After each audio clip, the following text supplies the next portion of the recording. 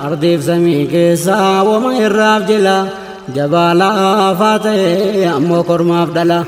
kutaa sadaffaadhaan walitti deebinee jirra kabajamtoota hordoftoota miidiyaa barakaa akkasuma daawwattoota miidiyaa barakaa assalaamu alaykum warahmatullaahi wabarakaatuh jirra jirtu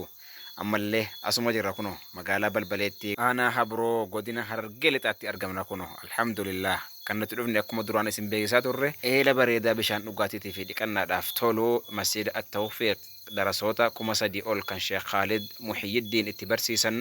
obaafnee dhiqachiisuudhaaf qotoo dhufne jechuu duraanuu isinitti himnee jirra amma sarara deebiidhaan akka nu bartanu isiniin jenna eela kana gaa kunoo haala kanaan qonnee gaduma deemaa jirra eelli kun garuu baay'ee ulfaataa lafti qotamaa jiru dhagaadha ni ulfaataa baay'ee isaadha jajjabaadha akka duraan seenee itti seennee miti amma jajjabina qabaa hedduu tokko ulfaataadha garuu insha Allah yoo rabbi jedhe jabaatullee jabaa keessaa wanti gaariin baha numa qonnee bishaan bareedaa baafnaa insha Allah akkanatti haada qabatanii gadi bu'uutti jiranii hojjettoonni keenya gaa rabbiin umurii jala nuuf dheeressu namoota jajjaboodha kan waa takka dadhabne kan hin jenneedha alhamdulillahi rabbil alamin jajjabaannaan sibiila tokko torfannee maroodhaan kun akkanatti gattumne dhagaallee keessaa cabsinee baasuutti jirra hanga biiree kana baafnutti du'aa keessaniin nu biraan dhaabbatina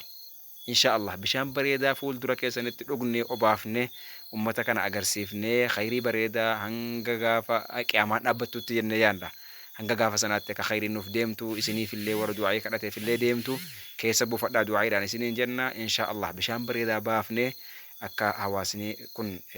darasoonni kun rakkina bishaanii keessaa bahanii aara galfatanu jechuudha insha Allah baay'ee dalagaan kun egaa nuti jajjabaatee jirti du'aa'uma akkasanii nu bira dhaabbadhaa dhagaan nuti baafnes kana fakkaata kuno dhagaa jajjabaa kana kan biyyiin tokko keessa hin jirre biyyoo malee dhagaa gurguddaa kana caccabsinee akkanatti baasutti jirra insha Allah yeroo dhiyootti bishaan baafna egaa naannoo kanatti hanga meetira 25-30 deemuu mala akka rabbiin illee dhihootti nu baasu du'aa nu kadhaa insha Allah waan guddaatti baana bishaan bareedaa dhugaatiidhaaf balu bareedaa sana baafnee hawaasa kana ni tajaajilla insha Allah bi'idhnillahi hanga nuti baafne isin biraan geenyutti kutaadhaan isin biraan geenya isin nu daawwata laayikii nu godha sheer nu godha insha Allah nu faana bu'aa isiniin jenna barakallahu fiikum jazakumullahu khairal jazaa alhamdulillahi dhil judi wal ula ya gurza wa undana ma tawtula ya rabbi nu kenni imanan kamila